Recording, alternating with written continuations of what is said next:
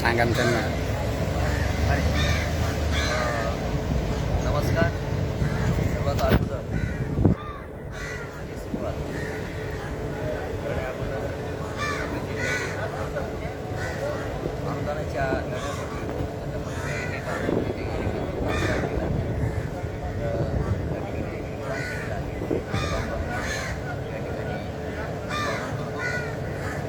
आणि आजचा आपला हा आंदोलनाचा 30वा दिवस आहे. या ठिकाणी आज महिना कंप्लीट होत आहे. वाटलं होतं की पहिल्या 8 दिवसामध्येच आपल्याला न्याय मिळेल, कारण की माननीय शिक्षण मंत्री साहेबांचं आणि जे काही प्रमाणे त्यांचं स्टेटमेंट होतं की एकदा शाळेचा प्राप्त झाल्यावरती किंवा जे काही मागची पूर्ण मागणी आहे या मागच्या पूर्ण मागणीच्या आधारावरती निधी तुमचा वितरित होईल आणि परंतु अधिकाऱ्यांनी पुन्हा तपास आड घातला आणि तो विलंब करायला तरी योगायोग आहे.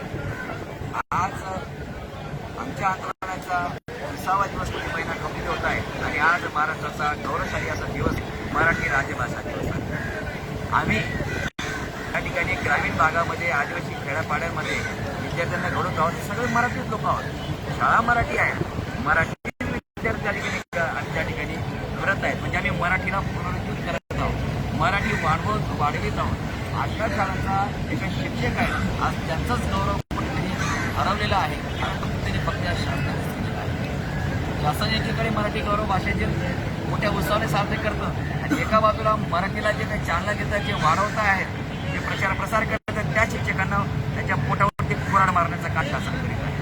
आणि दुसऱ्या बाजूला आज अजून एक असा का दुसरा दिवस असा आहे, चंद्रशेखर आझाद आज याची पुण्यतिथी आहे. त्यांनी आपल्या भारताला स्वातंत्र्य मिळवण्यासाठी आपल्या प्राणाचा त्याग केलेला आहे. म्हणजे आज मराठी शिक्षक आणि त्याग या दोघी घटनाचा जुळून आलेल्या आहे. त्या शासनाला या दोघी दिवसांचा अवधीनं साधून मी संदेश देतो, एक तर आम्हाला 100% पगार द्या, देणं अनुदान हे धोरणच पूर्णपणे कॅन्सल करा. एवढ्या शाळा त्यांना 100% अनुदान द्या. मराठी वाचवा, मराठी शाळा वाचवा, मराठी शिक्षक वाचवा आणि लोकशाही वाचवा, महाराष्ट्र वाचवा. नाही तर आम्ही तर आमच्या परीने लढा देतच आहोत 20 वर्षापासून. त्यांना एखादा मलाही या ठिकाणी गोळ्या घाला आणि खायला या ठिकाणी विषय संपला तुम्ही तुमच्या कार्यामध्ये सफल होता. कारण की किती दुर्भाग्य आलं, एवढं मोठं दुर्भाग्य आम्ही आतापर्यंत बघितलेलं नाही. आम्ही फक्त आणि फक्त राजकारणाची बळी ठरलेलो आहोत. विचार करा, ज्या वेळेस मागचं बीजेपी शासन होतं त्यावेळेस मान्य अजितदादा पवार, अजित सगळे शिक्षक आमदार, काळेसाहेब असतील, तांबेसाहेब असतील, सगळे सावंत त्यावेळेस मागच्या 5 वर्षामध्ये अहो हे विधानसभेमध्ये याच अर्थसंकल्पाच्या म्हणजे आता बरोबर त्याला दिवसभर होत आहेत विधानसभेमध्ये त्या ठिकाणी आमच्यासाठी मान्य अजितदादा सर अनुदान द्यावं त्याची आज पेपरची कातरते झळकत आहे आणि आज ते सत्तेवर आहे आणि तेच आमच्या प्रश्नाला बगल देत आहेत आणि त्याला दूर घालत आहेत. काय भयानक राजकारण करता होते. खरंच खूप हुशार आहात आणि कोणासोबत राजकारण करावं, कोणासोबत पोटी काम करणाऱ्या शिक्षकांसोबत. अहो मान्य जयंती पाटील साहेबांची क्लिप आहे आमच्याकडे, जेव्हा निवडणुकीचं वारं होतं महाविकास आघाडी सरकार येण्याच्या अगोदर जयंती पाटील साहेबांनी एका सभेमध्ये संबोधित केलं आहे, आमचं सरकार आलं का आम्ही तुम्हाला प्रतिनिधीनुसार अनुदान देऊ. कुठे गेली तुमची वचनं? का फक्त वोटिंग बँक आणि शिक्षकांना फक्त नक्की खेळायचा, त्याच्या मनाचा छळ करायचा, त्याचा बदल करून निवडणूक आपण खुर्च्या बघायच्या, एकदा खुश मिळाली तर सगळे वचनं विसरायचं. हो सर, लोकशाहीला शोधणारा गोष्टी द्या आणि इथून जाऊन आमच्या विद्यार्थ्यांना काय शिकावं, लोकशाही म्हणजे काय ही उदाहरणं द्यायची का त्यांना? बाबा लोकशाही काही खरी नाही. कारण की आमच्या हातातून 11वी 12वी वोटर तयार होत आहेत, ते मतदान करतात 12वी झाल्यावरती, त्यांना काय शिकवायचं आहे की अशा प्रकारे खोटी वचनं दिली जातात आणि पुढची सत्ता मिळाली ते वचनं पाळली जात नाही. विरोधी पक्ष असो सत्ताधारी पक्ष असो सर्व सारखेच. माननीय विरोध तावडे साहेब हे सुद्धा, त्याच्यानंतर मुनगंटीवार साहेब, फडणवीस साहेब, जेव्हा त्याची सरकार नव्हती त्यावेळेस आमच्यासोबत याच आंदोलनामध्ये येऊन बसायचे, आमचं सरकार येऊ द्या, आम्ही तुम्हाला प्रतिनिधी अनुदान देऊ. जोक लावलाय सगळा जोक बंद करा ही विनंती करतोय आपल्याला. आणि जेव्हा बीजेपीचे शासन आलं त्यावेळेस काय काहीच नाही हो. 5 वर्ष फक्त मागचे घोडे नाचवले, फक्त त्रुट्या तपासण्या याच्यामुळे पूर्ण अर्धा आयुष्य चाललं गेलं. अहो त्या कागदाने लाज वाटायला लागली. आता किती दाम मला मागतायत, पण अधिकाऱ्यांनी सरकार काही तकत कागद मागण्यासाठी त्याचे काय रद्दी करून विकून काय तिकडे विकून काय पैसे कमवता काय माहिती काय करणार मार्ग भयंकर वातावरण केलं. अहो सर्व जीवाचं आहे. तुम्ही सर्व राजकारण पोटाचं राजकारण करून म्हणजे स्वतःच्या पोळ्या बांधलेल्या आहेत. तरी विनंती करतो आपण माझ्या सरकार आहात आम्ही जास्त बोलू शकत नाही. सत्तेमुळे शाळपण चालली आम्हाला हे माहिती. परंतु आता आपण शिक्षकांचा प्रश्न हा मुळा सकट उघडून टाका. मला तरी वाटतं आज राज्यासमोर सर्वांकडून फक्त शिक्षकांचा आहे.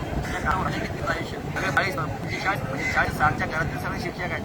अहो किती त्यांची नोकरी होणार आहे आणि किती काय कमवतील आणि काय खातील पुढच्या पिढीसाठी काय. म्हणजे आमची पिढी तर आपण सगळ्यांनी बरबाद केली. कृपया करून अजून वेळ गेलेली नाही. प्रचलित नियमानुसार 15 नोव्हेंबर 2008 4/2/2014 ह्या काही अनुदान सूत्र होतं हे लागू करून 2047चं वितरण करावं. जे काही आघोषित शाळा आहेत नरसिंहवाडीच्या तुकड्यावर असतील त्यांना तात्काळ निधी सहघोषित करा. साहेब याला काही जास्त पैसा आपण आपल्या जे काही जवळचे लोक आहेत उद्योगपती 5,500 कोटी रुपये आपण माफ केलं कराच्या माध्यमातून. अहो या 5,500 कोटीमध्ये आमच्या जवळ 20 वर्षाचा फरक असेल.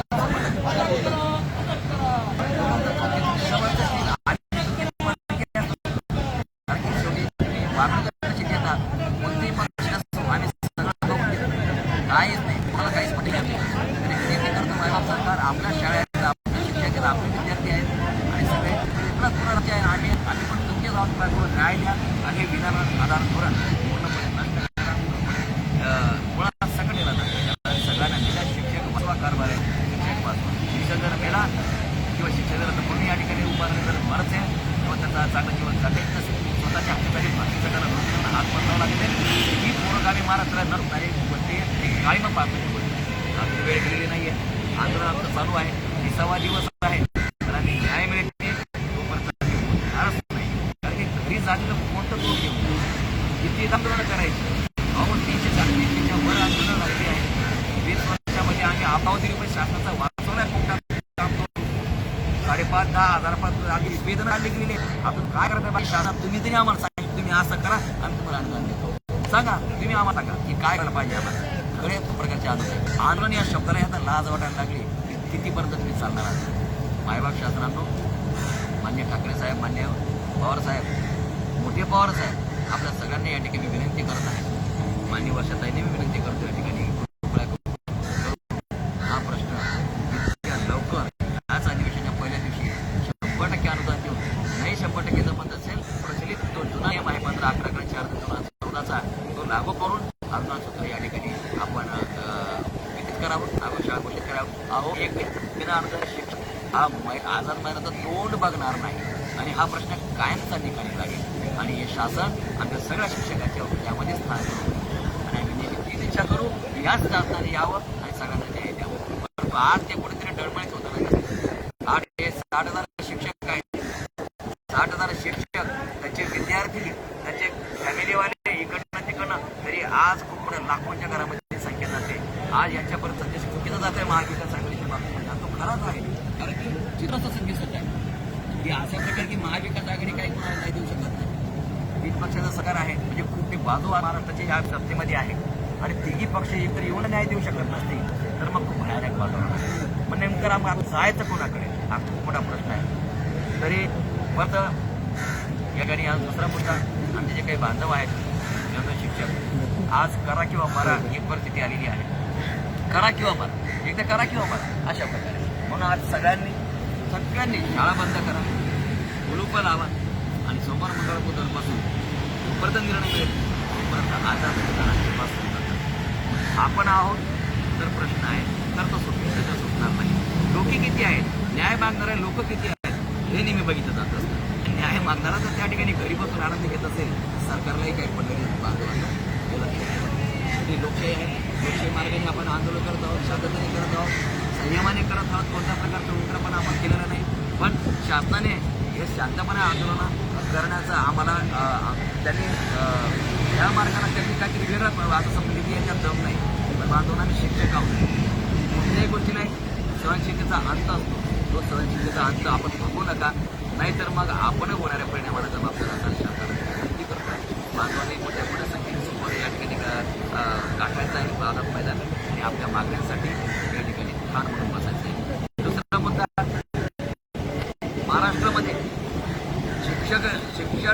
विभागच असा आहे त्याला 7 शिक्षक आमदार आहेत आणि 7 पदवीधर आमदार आहेत. 14 आमदार असताना सुद्धा हा प्रश्न 20 वर्षापर्यंत रेंगाळत होतो की एवढी मोठी निर्वाही गोष्ट आहे.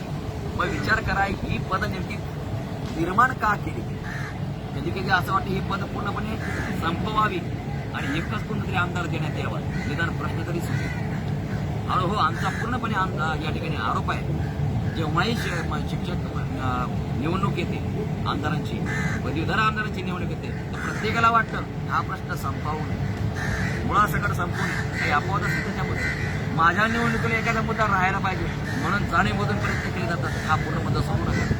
शिक्षक समन्वय संघ हा या ठिकाणी 14 शिक्षक आमदार आणि पदवीधर आमदार मोठ्या मोठ्या मातबर संघटना या सगळ्या हरल्या तरी हा प्रश्न सुटला नाही.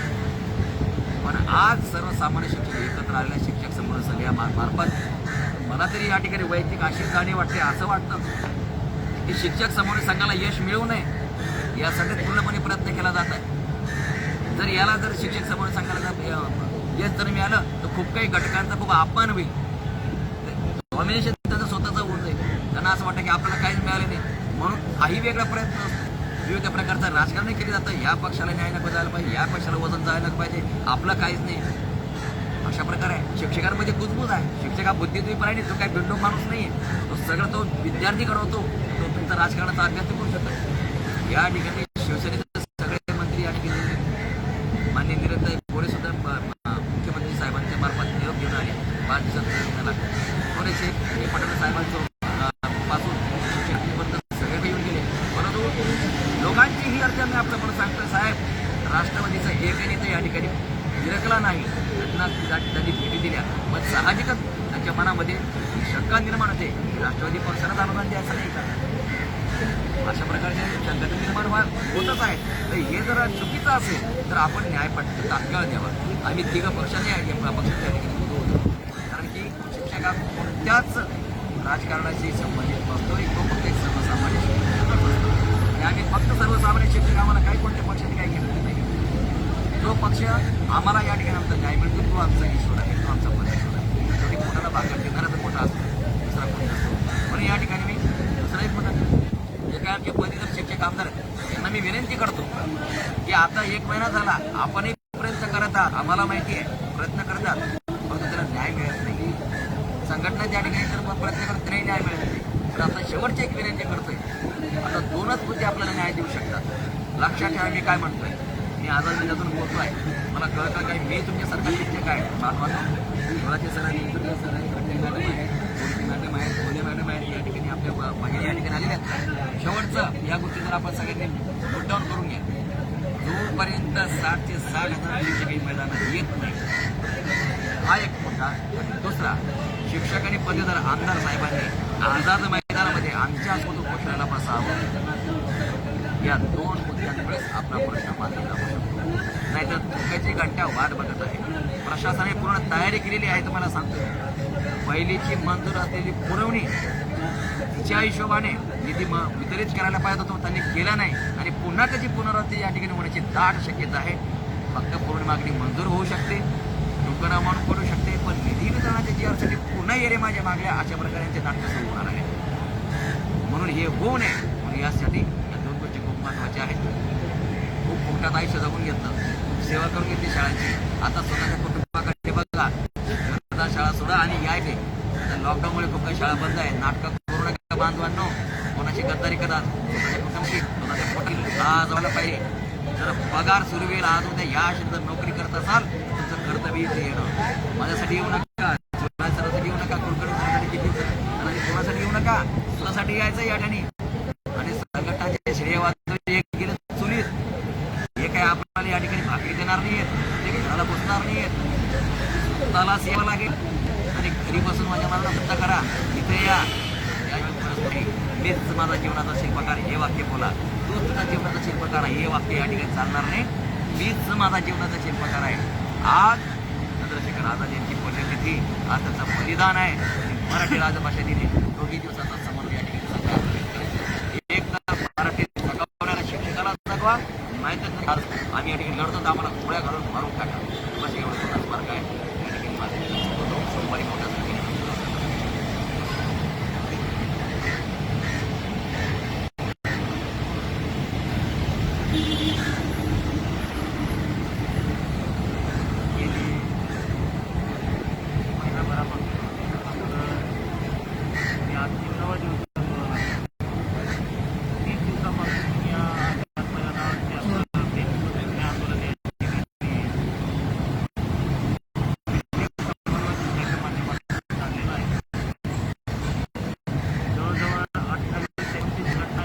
एकत्र आल्या.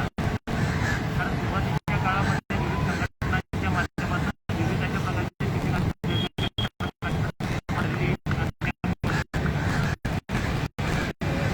सगळे शिक्षण त्या ठिकाणी वेगवेगळ्या मैदानावर त्या ठिकाणी होत होते.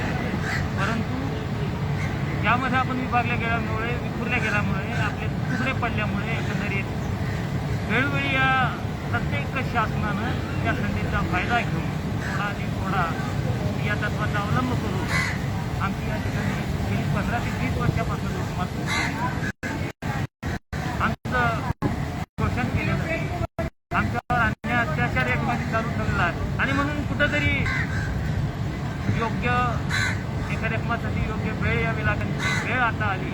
आणि म्हणून त्या ठिकाणी सर्व संघटनांचे पदाधिकारी एकत्र येऊन एक शिक्षक समन्वय संघ त्या ठिकाणी स्थापन केला. आणि त्या समन्वय संघाच्या स्थापनेनंतर प्रत्येक संघटनेचे पदाधिकारी या एका मंचाखाली एका विचाराखाली आल्यानंतर सर्व जे शिक्षक बांधव आहेत त्यांना या ठिकाणी एकत्रित आंदोलनाच्या माध्यमातून मित्र हो गेली 15 ते 20 वर्षापासून आमचा हा शिक्षक पवित्र अध्यापनाचे काम विनावेतन या ठिकाणी अतिशय प्रामाणिकपणानं इमाने इतबारा आणि गुणाच्या भावनेनं या ठिकाणी करतो.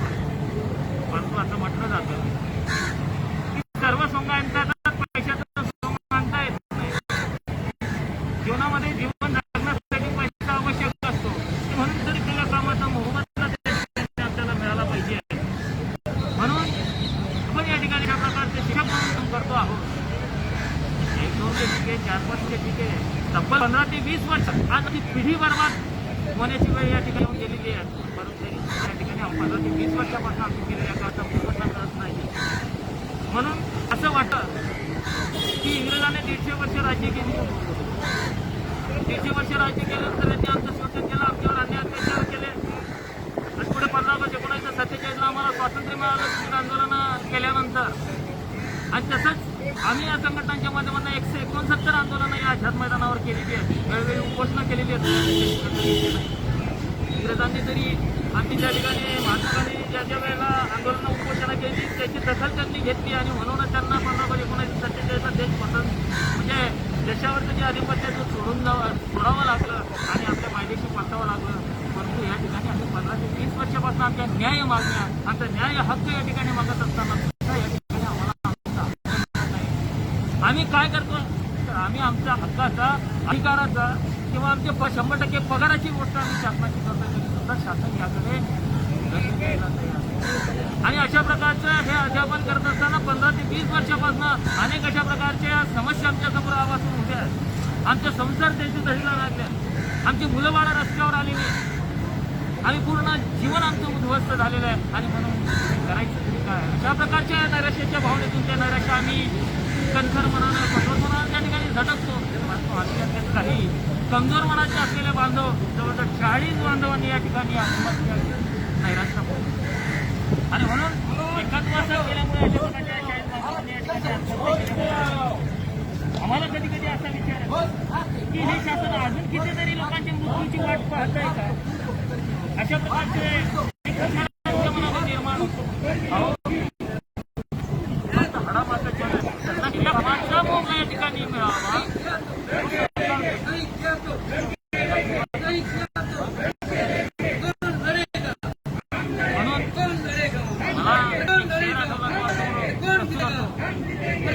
बुरी लगती है जिंदगी जब हम तन्हा महसूस करते हैं. इतनी बुरी लगती है जिंदगी जब हम तन्हा महसूस करते हैं. मरने के बाद मिलते हैं 4-4 कदम और जीते एक म्हणून जिवंतपणे अशा प्रकारचे असतात तरी याचं या ठिकाणी आम्हाला विचार करावा लागला आहे. म्हणून या शासनाने अशा प्रकारे या आमच्या काही गंभीर अशा प्रकारच्या मागण्या आहेत. कितीतरी वर्ष प्रलंबित अशा प्रकारच्या मागण्या आहेत.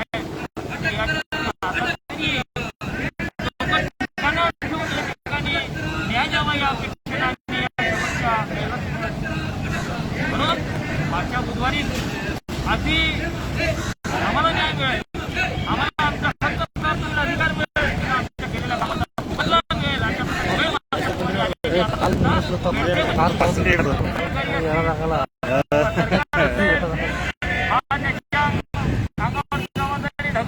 अधिकारी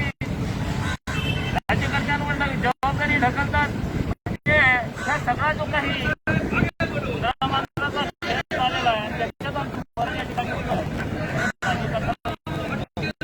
आता ते लोक झाल्यावर या प्रकारच्या गांभीर्य लक्षात ठेवून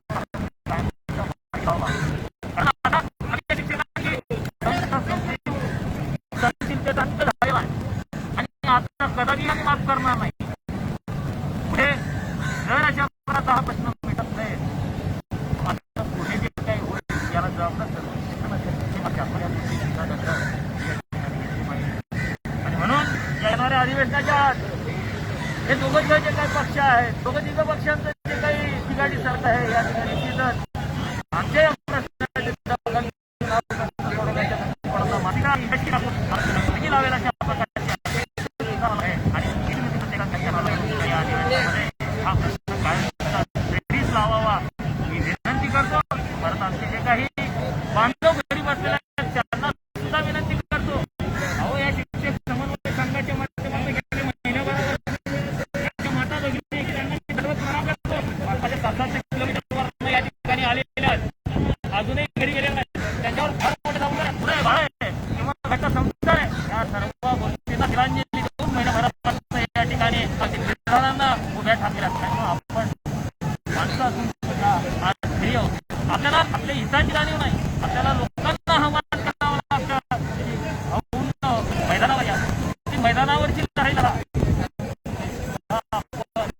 जागी होत नाही. म्हटलं जातं आपल्याला जागा करणं सोपं असतं त्याला मात्र त्या ठिकाणी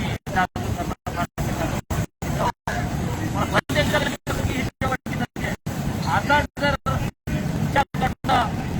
आले नाही मला परत मिळणार नाही म्हणून अधिवेशनामध्ये जर आपला प्रश्न माझ्यावर वाटत असेल तर ते जाईल बरोबर आहे.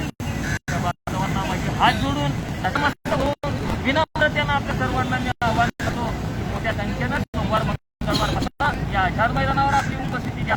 निश्चितच आपली उपस्थिती कारण मैदानावरची लढाई आपल्याला लढायची आहे आणि विधानसभेची लढाई त्या ठिकाणी आमदार असतील मंत्री असतील दोन्ही पक्षात त्या ठिकाणी लढतील असं आपल्या हातात आहे.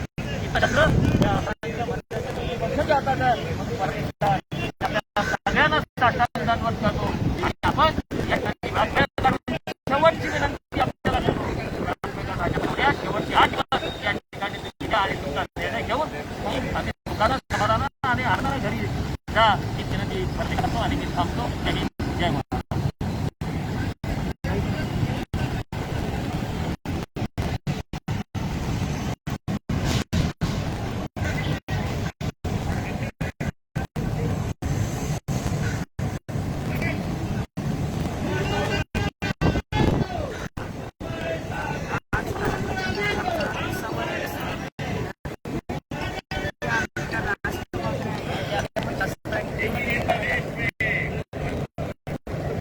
शासनाला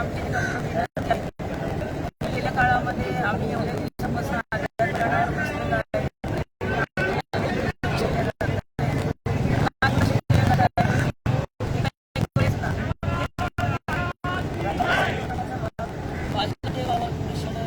कधी मला वाटत आहे कारण की राजकारणामध्ये आम्ही सामान्य शिक्षण भरलं जातं आणि खूप विकासित आहे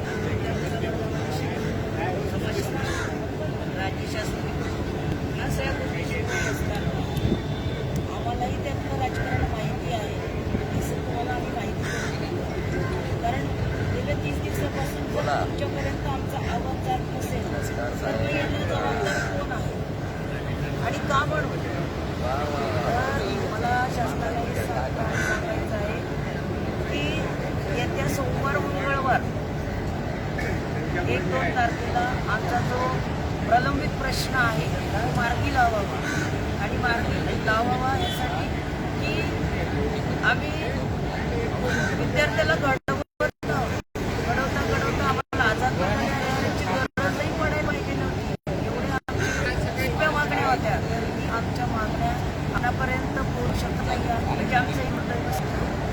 पुन्हा एकदा शासनाला नम्र विनंती करू आम्ही शेवटपर्यंत येणाऱ्या काळामध्ये आमच्या मागण्या या तुम्ही मान्य करून घ्यायलाच पाहिजे. सोमवार मंगळवारपर्यंत आमचा विकास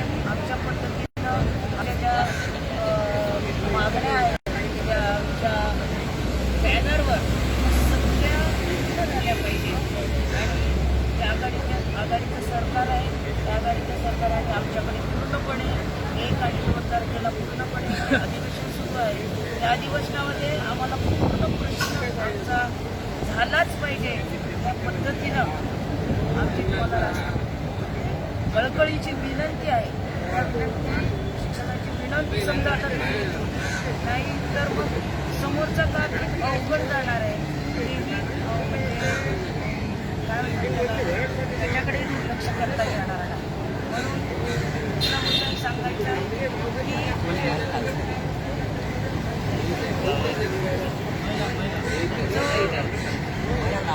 त्यानंतर जे कोणी घरी बसलेले आहात सगळ्यांनाच काय म्हणतात म्हणजे काम आहे. कोणाला सगळ्यांकडेच काम आहे.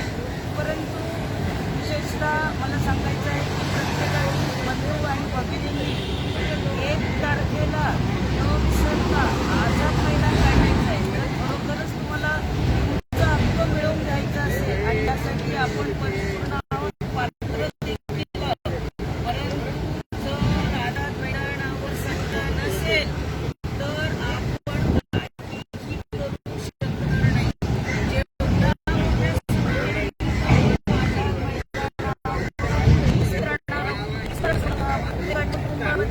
काहीतरी समस्या आहे. माझ्या स्वतःच्या कुटुंबामध्ये सुद्धा मोठ्या मोठ्या समस्या आहेत. परंतु आपल्या नाकाशी आलेला घास आपण कोणी काढून घ्यायचा नसेल तर कुठे सांगत नाही. आझाद मैदान पूर्ण भरलं पाहिजे मंगळवारी. तेव्हा आपण देशाला स्वीकार वाटणार आहोत.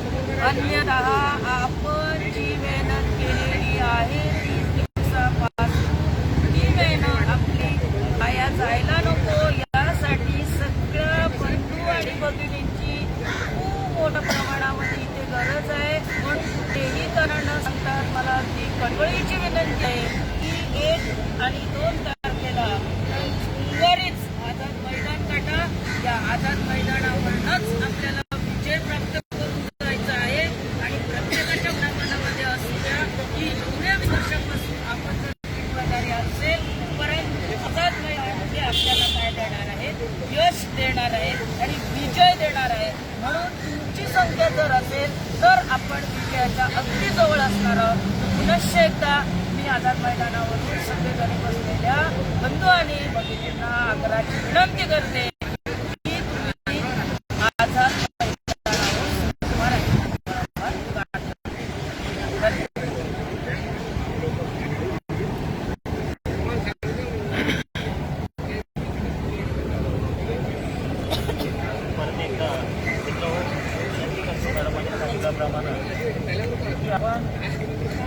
आपण स्वतःला फसवतोय. तो व्हॉट्सअपवर मेसेज करण्याची व्हॉट्सअपवर आपण यूज करू अशा प्रकारे गोष्टी करत राहू नका. प्रत्येक मैदानावर सर्व जातीनं आणि आपली उपस्थिती त्या ठिकाणी प्रार्थनीय आहे. आपण उपस्थिती नाही कारण तो दुसऱ्याला फसवणं सोपं असतं पण तुम्ही खोटं बोलून स्वतःला त्या ठिकाणी फसवत आहात.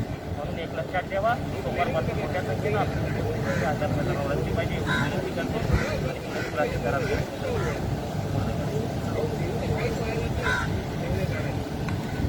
सर्वांनी खूप छान पद्धतीने आपलं मनोगत व्यक्त केले. मला फक्त काही बाजूने अनेक सूचना केले कालपासून की जर आंदोलनात फक्त पाचच व्यक्तीला जर परवानगी असेल तर आम्ही तिथे येऊन काय करायचं. बांधवांना तुम्ही बघा इकडे जे आपल्या शेजारचा पेंडॉल आहे महाराष्ट्राच्या संगणक परिचारका त्या पेंडॉलमध्ये जवळपास 2000 युवक या ठिकाणी बसलेले. ज्यावेळेस आपली संख्या कमी होती ना बांधवांनो त्यावेळेस कोणी काय करत असतं दाखवत असतं आपला धाक दाखवत असतं. आणि जेव्हा जेव्हा आपली संख्या ही 10,000 होती तेव्हा कमी तरुण आहे हा सरकारला दिसला आहे. म्हणून मला हात जोडून विनंती करायची आपली संख्या कमी असल्यामुळे ते आपल्याला धाक दाखवत आहे. ते आपल्याला कमी लावण्याचा प्रयत्न करतात. पण सोमवारी जर आपली या ठिकाणी 10,000-5,000 मी तुम्हाला खात्रीशीर सांगतो हे पोलीस प्रशासन हे सरकार नमेल आणि यांना आपल्याला त्यांनी आणि जिहाच्या माध्यमातून कोणी आश्वासनाच्या माध्यमातून त्यांनी आपल्याला शब्द दिला आहे येणाऱ्या 15 दिवसात येणाऱ्या 1 महिन्यात आम्ही तुमचा प्रश्न मार्गी लावू. आणि 1 तारखेपासून म्हणजे सोमवारपासून अधिवेशन आहे. आपण घरी तरी बसून काय करणार आहे? म्हणून महाराष्ट्रातल्या 60,000 बांधवांना मला विनंती करायची आहे, याच 60,000 बांधवांनो, तुम्ही जर 60,000 बांधव इथं आले, मी तुम्हाला शब्द देतो किंवा त्याच दिवशी आपला सरसर 100% अनुदान मिळणार. कारण तुम्ही जेवढी ताकद होणार, जेवढा तुम्ही आक्रमक होणार, तेवढा प्रश्न लवकर सुटेल. तिकडचे बांधव आक्रमक झाले, त्यांना कुणी हुसकावून लावत नाही. ज्यावेळेस आपली संख्या कमी असते त्यावेळेस कुणी आपल्याला हुसकावून लावू शकतो. म्हणून आपण शाळेत करायला शिकतोय, एक काठी कुणी मोडू शकतं, पण काठीचा भारा कोणी मोडू शकत नाही. म्हणून आता आपल्याला परत संघटित व्हायचंय. पुन्हा त्याच ताकदीने, त्याच नवीन उमेदीने आपल्याला काय करायचं, आझाद मैदानावर यायचंय. खूप सर्व समन्वयकांनी खूप छान पद्धतीने केले व्यक्त केले. आणि हे आंदोलन संपलेलं नाहीये, हे आंदोलन खऱ्या अर्थाने खऱ्या गतिमान झालं आहे. आपल्या समन्वयकांनी सांगितलं होतं की 2-3 दिवस घरी जाऊन आराम करा. आता आराम झालाय. आणि परत एक दुसरं सांगायचंय, आपल्या मतदारसंघातील जे काही आमदार असतील, जे काही मंत्री असतील, जे काही शिक्षक आमदार असतील, पदवीधर आमदार असतील, त्यांना तुम्ही सोमवारी मुंबईला घेऊन या. त्यांनाही आपल्याला हा प्रश्न कळवळीने अधिवेशनात मांडायला सांगा. कारण जोपर्यंत हे आमदार लोक आपल्याला साथ देणार नाही, तोपर्यंत प्रश्न मार्गी लागणार नाही. नाही तर मग 60,000 बांधव इथं आले पाहिजे, दोन्ही पैकी काहीतरी एक झालं पाहिजे. एवढं बोलून थांबव, एकदा जोरदार घोषणा देऊया. भारत माता की जय. आता वर करा सर्व. भारत माता की जय. इन्क्लाब जिंदाबाद, इन्क्लाब जिंदाबाद. अनुदान आमच्या हक्काचे, अनुदान आमच्या हक्काचे, 100% अनुदान.